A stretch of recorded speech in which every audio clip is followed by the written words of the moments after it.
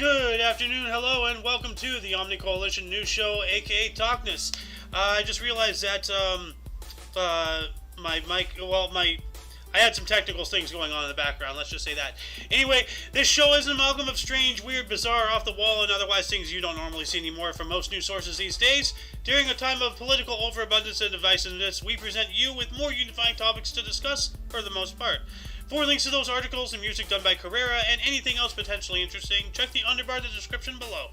Anyway, I am Xander, and today is Tears Day, also known as Tuesday, also known as Tuesday, December 20th, 2022. A lot of twos going on today. Anyway, let's jump on into the news, shall we? From Rebel News, we have Minister denies his apparent offered veterans-assisted suicide. Not good, but not surprising. Says here, Minister of Veterans Affairs of Canada, Lawrence McAuley, was responding to a video posted by Poliver accusing the Veterans Department of offering suicide to veterans instead of offering support to make them well. It goes on, quote, never has, never will, end quote, McAuley wrote. Credible reports of up to 9 veterans across multiple provinces being offered aid have accumulated over recent weeks, leading to accusations that, despite McAuley's earlier explanations that it was one rogue VAC bureaucrat acting as an angel of death, there is a broader problem and unspoken policy within the ministry.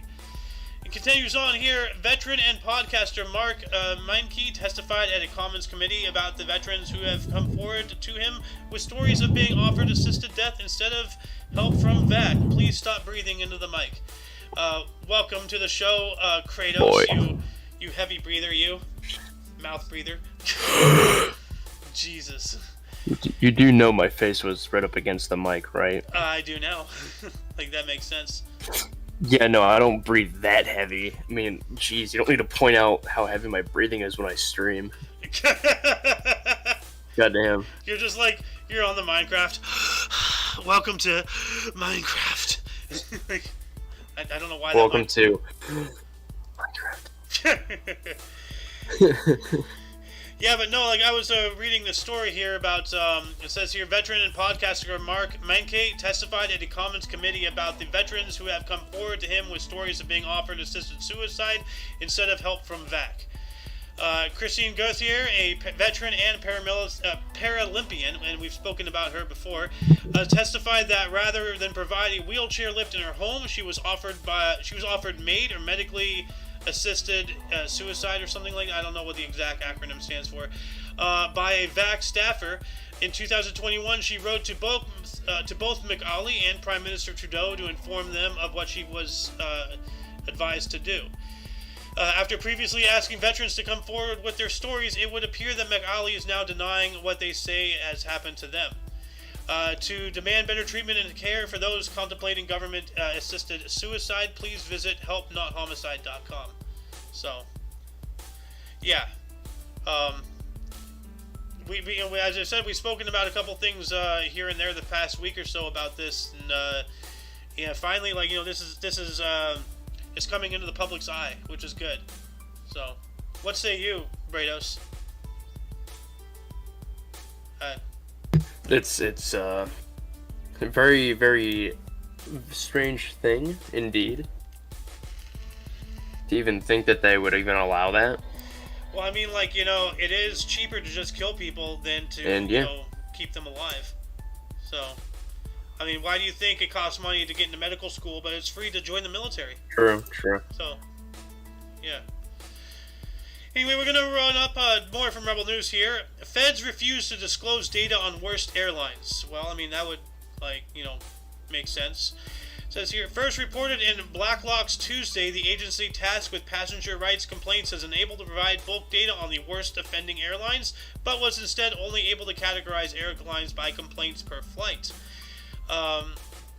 Quote, in the period from April 1st to September 30th, the Edmonton-based discount carrier Flair Airlines Limited had the highest complaint rate of 13.7 per 100 flights, followed by Swoop Inc., a WestJet subsidiary, 12.6 per 100 flights, Sunwing Airlines 8.6, WestJet 4.9, Air Canada 3.6, and Air Transit 2.2. The agency did not respond to requests for raw data used to calculate the complaint rate. Parliament in 2019 mandated an electronic collection of air transportation statistics program. It was intended to have all major commercial airlines submit figures on performance data for release to the public, end quote. Alright, so they are mandated by law, it sounds like, to disclose this information, and they're refusing. So that's really shady. It says here, Canadian airports have suffered from a cascade of federal government decisions. Well, yeah, that happens. You know, the instant the government gets into something, yeah. So, good thing I don't fly. Like, even if I was, you know, like, able to, like, I can't afford it, so. Yeah. Yeah. I'm definitely never going to go with Spirit, though. You know, most likely JetBlue. So, but that's my preference. Or even United Airlines. That's one of the ones I use. I use either United or American Airlines. Because personally, I've never had any issues with either. They're expensive. JetBlue has those blue potato chips. Those are nice. Ooh. Yeah. Anyway, we're going to move on up here. More from Rebel News. Police spent $1.3 million on hotel rooms during Freedom Convoy removal following Emergencies Act invocation. Huh. Rubber duck. It says here, an email written from the Department of Public Works wrote, the department has received a request from the RCMP to exercise, or the Royal Canadian Mounted Police, to exercise its emergency contract delegation and awarded a contract on their behalf for hotel accommodations to support their efforts to manage the response to the truck convoy currently occupying downtown Ottawa. That was a quote in a February of 2018, or February 18th email. The Trudeau government invoked the Emergencies Act on February 14th, 2022, my birthday, wonderful, in response to the Freedom Convoy. So it sounds like they were using taxpayer dollars to fund, you know, essentially vacation accommodations to the officers who were suppressing, you know, the freedoms of people who just wanted to do their jobs. Wow. Yeah, that's what it sounds like. Yeah.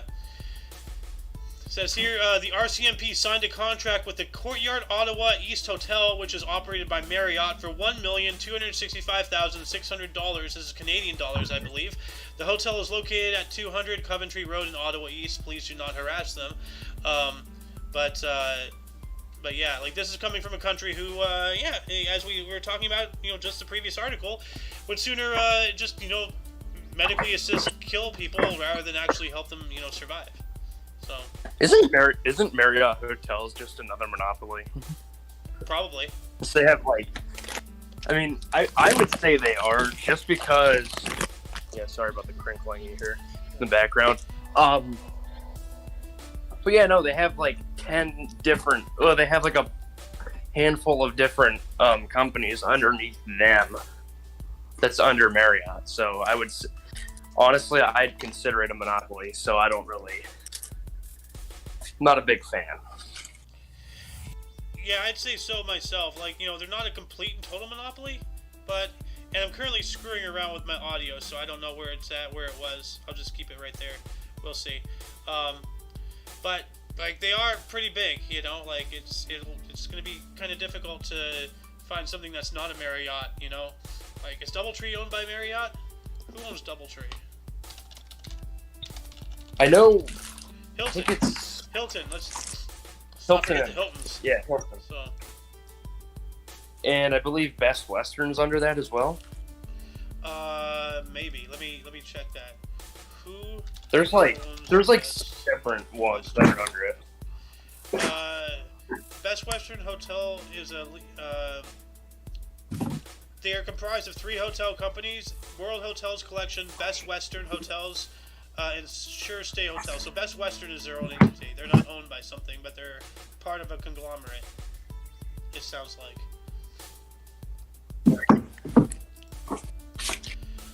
Anyway, let's go on up here. This cat is doing.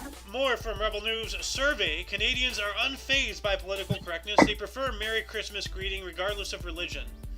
Good. You know, like... Good. That is the way to do it.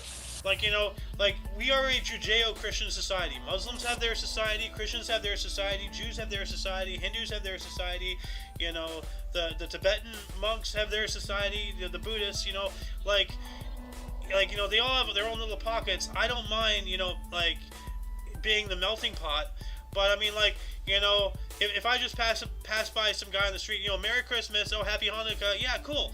Merry Christmas, Happy Ramadan, you know, cool. Merry Christmas, you know, Happy Kwanzaa, you know, whatever. Like, you know, I don't see what all the hullabaloo is about, you know? Like, we're at the end of the day, we're all people trying to, you know, make it in this world. So, like, why are you trying to look for reasons to be angry about things? Find the similarities, not the differences, you know? But it says here, a post-media leaguer survey found Canadians prefer wishing each other Merry Christmas during this time of year.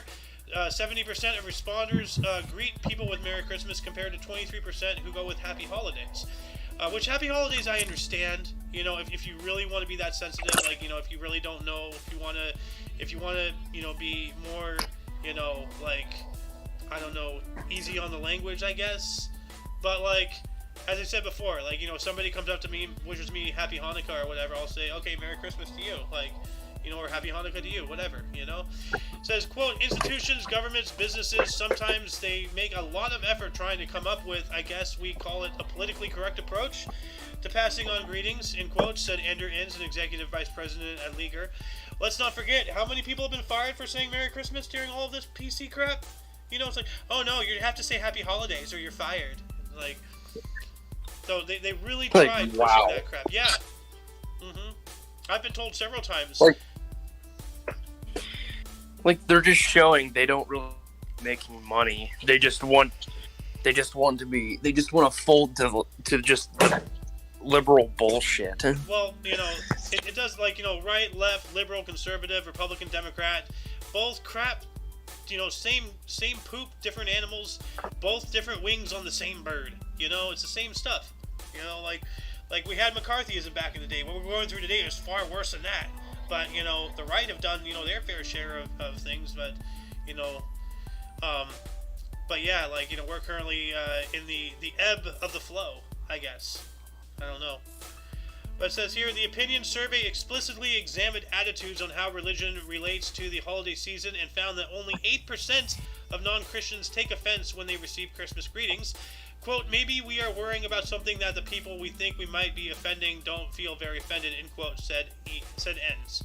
So, like, yeah, like, you know, stop getting all, you know, bent out of shape about this stuff, people. Like, you know, like, it's supposed to be a term of like, wishing you a good time. You know, why are you getting offended at that? You know? Like, if I say Merry Christmas to somebody and they don't celebrate Christmas, okay.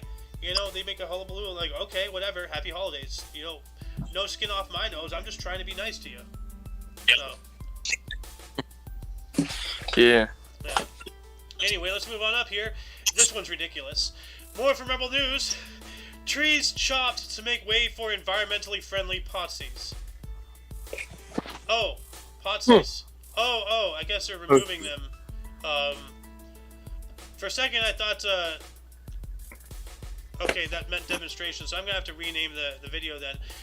Australia Post is demanding residents to chop down trees so potsies can deliver the mail on new environmentally friendly electric tricycles. Okay, so it's not a plant. I'm getting swung here. The Postal Service recently introduced a fleet of electric trikes across Victoria as part of their bid to reduce emissions by 15% by 2025. But the Age newspaper reported that Australia Post was demanding local councils and residents cut back vegetation to create easier access for the green tricycles. So isn't that ridiculous? You know, in the name of environmentalism, let's cut down trees. What? Like, how does that help? Yeah, like correlate where? Yeah. Like correlates where?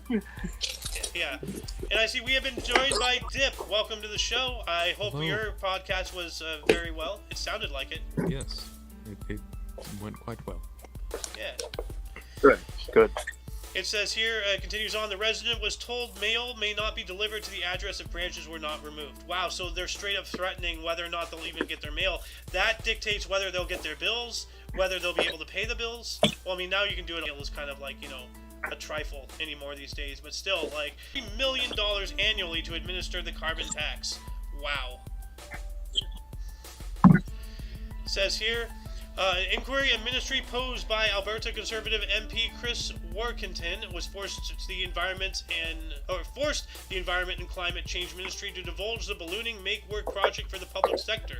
The operational costs of the carbon tax during the 2021-2022 fiscal year were combined for $43 million and resulted in the full-time equivalent salaries of slightly over 333 employees.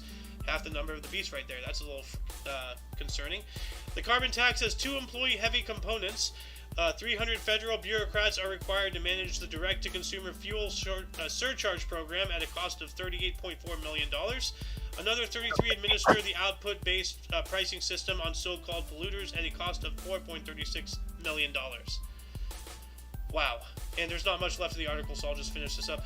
The Greenhouse Gas Pollution Pricing Act received a royal assent in 2018, came into effect in 2019, and has risen from $20 per ton in 2019 to $50 per ton in 2022. The carbon tax is scheduled to hit $170 per ton by 2030. Wow. Wow. Like, how can you tax carbon? Like, maybe this is all a ploy to make De Beers even more money. You know, diamonds are just carbon. So, yeah. That's wild. So, anyway, more from Rebel News. Liberal Party review highlights need for female and ethnic votes. You know, why are they so concerned about segregation? Like, at the end of the day, as I said, we are all humans on this planet. You know, we should be finding unifying things to discuss about. Like, why are you aiming towards certain demographics? You're not a good politician unless you're the majority, you know, speaker. Like, you know, like, if you can speak on behalf of most of the people, then you're doing the right job. If you're speaking on behalf of a certain group, then you're not doing a good job. And you're only enforcing the invalid ideology that there's differences. There's not.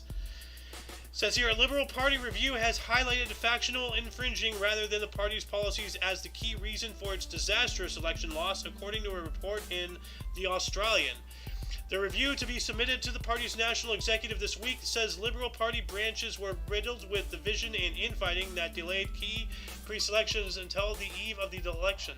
Federal Senator Jane Hume and former National Director Brian Lugani argue that the party needed a cultural change before the next federal poll if their election changes were to improve. Shadow Immigration Minister Dan Tehan, speaking to Sky News ahead of the review being handed down, said the Liberal Party needed to change its culture on infighting immediately. Yeah, you can't really do much, you know, if you're infighting, you know. So, I mean, a house divided against itself cannot stand. Abraham Lincoln. I think my internet's taking a dump. Can you hear me, Brados?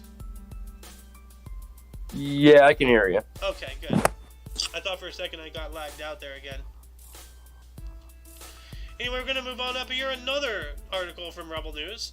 I know we're kind of Rebel News heavy, but there's a lot of decent things that they cover. It says here, federal officials admit there is no data available on the number of guns smuggled into Canada. Well, that's concerning. According to an inquiry of ministry first reported Monday by Blacklock's reporter, the Public Safety Ministry, despite a third of $1 billion budget dedicated to handling gun smuggling, has not collected any data to determine the scope and scale of the problem.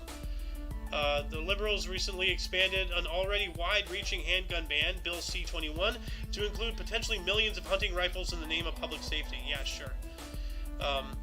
Canada, again, Canada doing Canada things. So, yep, there's that guy. So, yep. Ridiculous. Anyway, our last article here from Rebel News: Edmonton City Council approves $100 million for bike infrastructure, including 5% property tax hike amid inflationary concerns. So, yeah, more environmentalism crap, pushing for bikes and everything, which is nice and all, but it's not the right time. As part of Edmonton's budget deliberations, its city council approved more tax hikes and $100 million in funding for bike infrastructure over the next 4 years. Wow, why?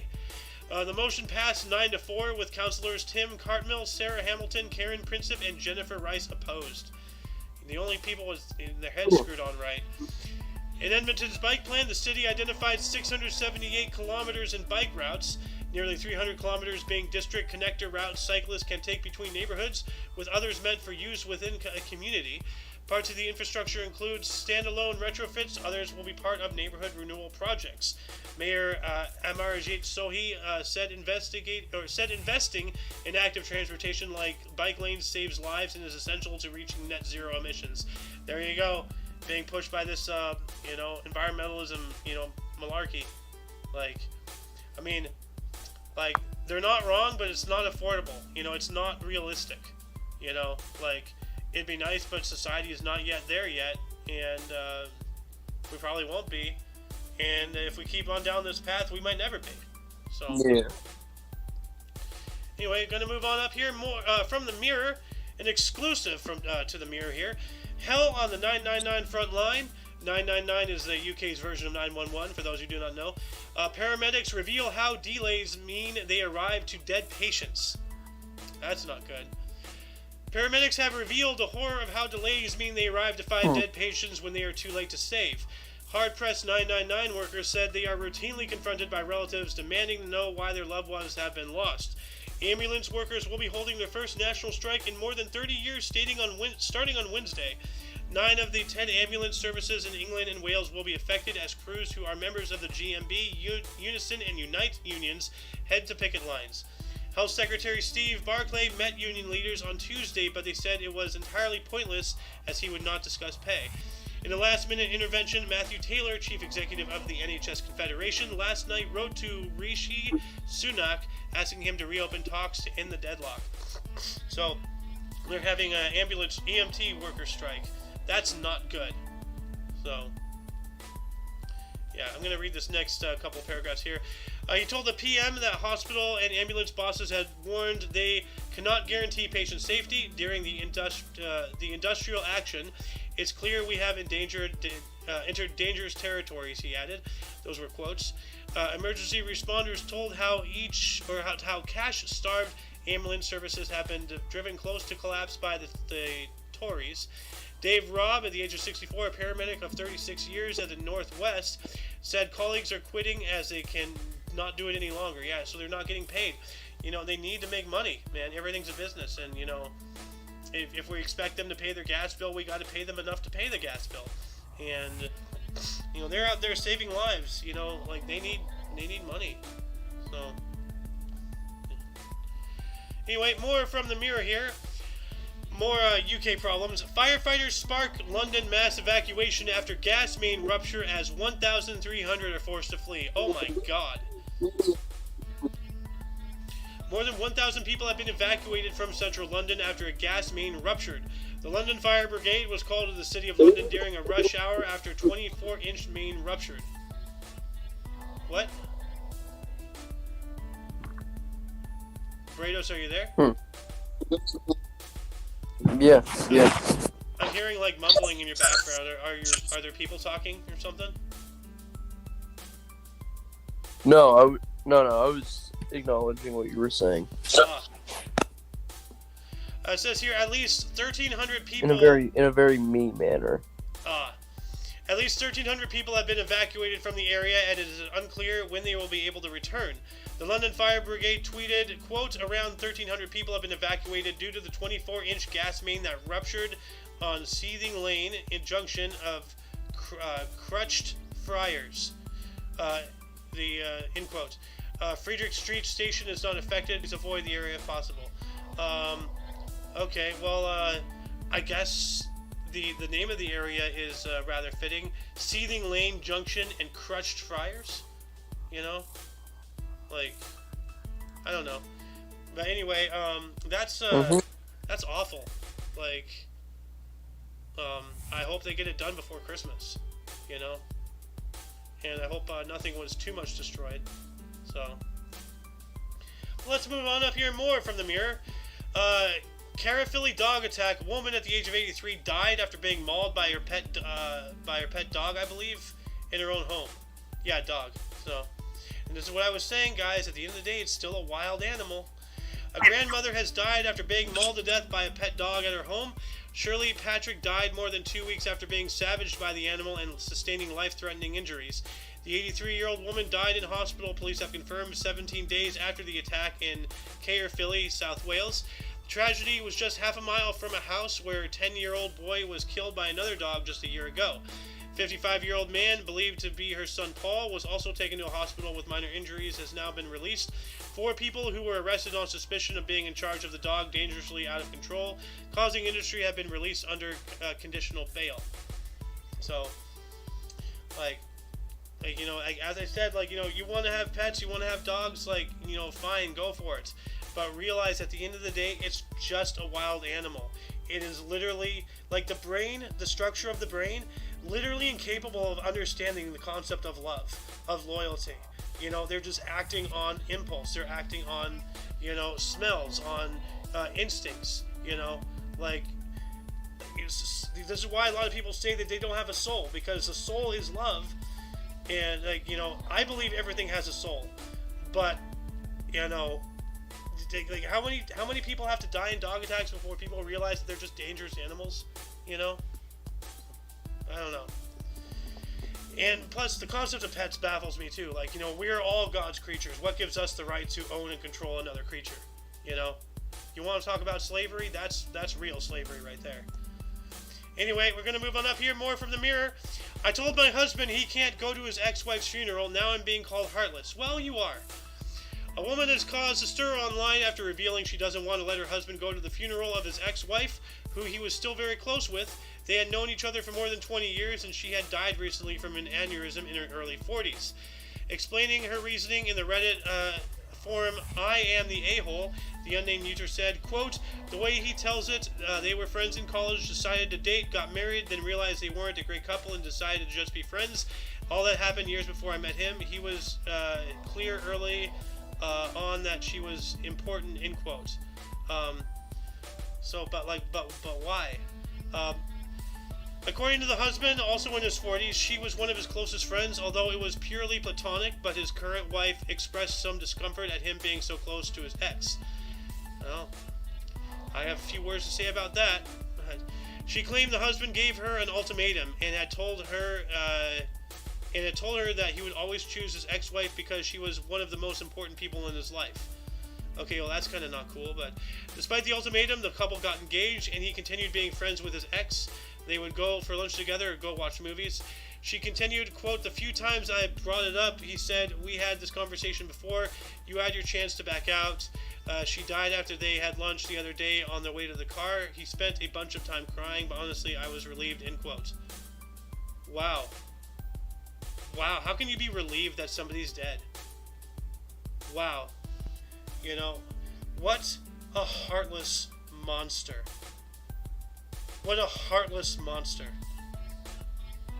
So, whoever this guy is, get out of that relationship, dump her, and get her away from your life, far away as possible. What an absolute monster. To prohibit somebody from going to a funeral? Are you kidding me? To pay respects to somebody who's no longer with us, they will never be back again, they're dead, they're gone forever, and you're going to prevent that? Really? You monster. Wow. Ooh. Anyway, we're going to move on up here. From UPI, or as we call it, OOPI. South Dakota student recreates university campus in Minecraft. Okay. That looks pretty cool. A computer engineering major at South Dakota Mines is offering virtual tours at the university building, or after building a digital model of the campus in popular video game Minecraft. South Dakota Mines said in a news release that Jackson Cheney started the project after graduating high school as a means of familiarizing himself with the university he was about to attend. Cheney used Google Earth as a guide while recreating the scale model of the campus and its buildings. He then set out to make the interiors of the buildings accurate to real life. Quote, I didn't know the campus very well before I became a student. When I first arrived, I got lost all the time, Cheney said in the news release. Once you get yourself familiar with campus, it's easy to navigate. I think this could be a great tool for incoming freshmen to explore the campus before they come to school, end quote. Indeed. It's cool. Like the amount of things that are happening with Minecraft is really, astounding in the past couple of years, despite it being a Microsoft-owned IP now. It's kind of funny that Leave It to Humans, like in 2020 when we first went into the lockdowns and everything. Remember, shortly after that, somebody released, because they had been working on it for a while, a 1-to-1 scale model of Earth in Minecraft. And that took a while for it to do, but they got that done. So leave it to Humans to, like, as soon as we're told not to go outside, we go outside virtually. Or something, I don't know, I forgot the actual joke, but yeah. Anyway, let's move on up here. More from UPI. Idaho man decorates beard with 710 baubles for Guinness World Record. Oh, Christmas beard, you look very festive. An Idaho man with a serial record-breaking beard earned another title with his facial hair when he decorated his face with 710 multicolored Christmas ornaments. Joel Strasser of Kuna earned the record for most beard baubles in a beard when he managed to affix the 710 ornaments to his beard, Guinness World Records announced. Strasser previously set the record in 2019 with 302 baubles and broke his own record in 2020 with 542, and then broke it again in 2021 with 686. Quote, my technique has evolved and gotten a lot more specialized over the years that I've been breaking the record, Strasser told Guinness World Records. I stuck them in a lot more haphazardly at first, and that's why those first beard bauble record numbers were so low, in quotes. So yeah, so that's really cool. Like, and let me bigger this for you guys. See, like, here's the first picture here, and then side view. But then him next to the tree, he's more decorated than the tree. So, but that's really cool, man. That is really cool. Why can't I smaller this? There we go. Let's move on up here from NPR. The weird, wild, and wonderful stories you might have missed this year. So, let's see here. So the sculpture you got at Goodwill was actually looted from a museum? Now what? Okay, well that's interesting. Louisiana's newest legal sport, noodling. Oh, okay, yeah, so fish noodling. Alright. This fall, the Swinomish tribe built the U.S.'s first modern clam garden, reviving an ancient practice. Well, that's interesting. Kansas City's pinball scene is coming out of the dark and into the basement. Okay, so that's interesting. University of Maine 3D printed affordable housing. Oh, 3D printing housing. So that sounds like something for, like, colonizing the moon and Mars and everything. I remember seeing something about that for a while. A Missouri town almost forgot and invented the greatest thing since anything, sliced bread. How do you forget that you're the inventor, area of the sliced bread? The rock gods care about attitude, not perfection. Okay, yeah, of course. Now, how Honolulu got to the U.S. Championship in the Little League World Series. Okay. A young dolphin tangled in an illegal net was freed with the help of local Marine Patrol, so that's interesting. And then, there's more and more. What is this one? Building with bubble wrap, plastic, grocery bags, and food containers.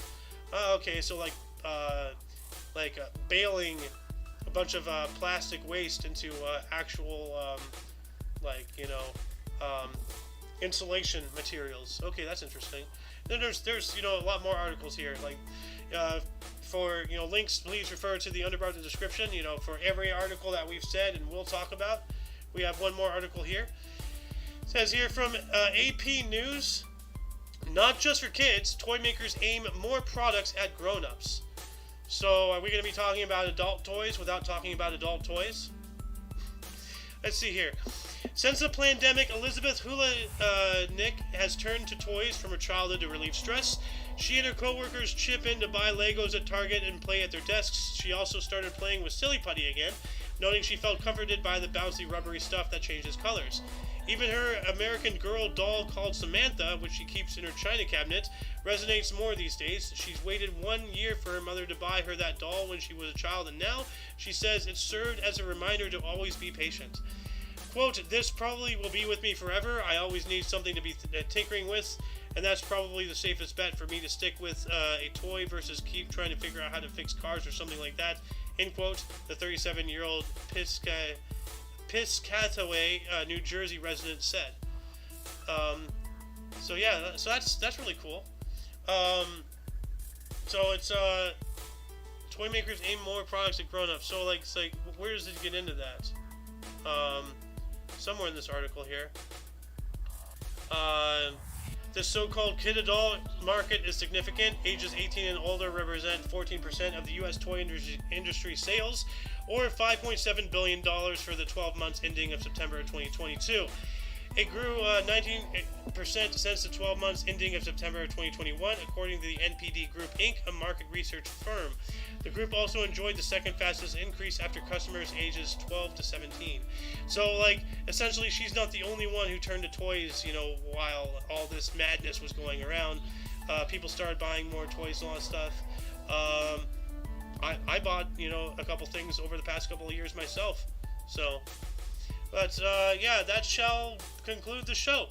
Once again, you can check the underbar of the description for any links you may be interested in, including all things Omni Coalition, but not limited. Anyway, for your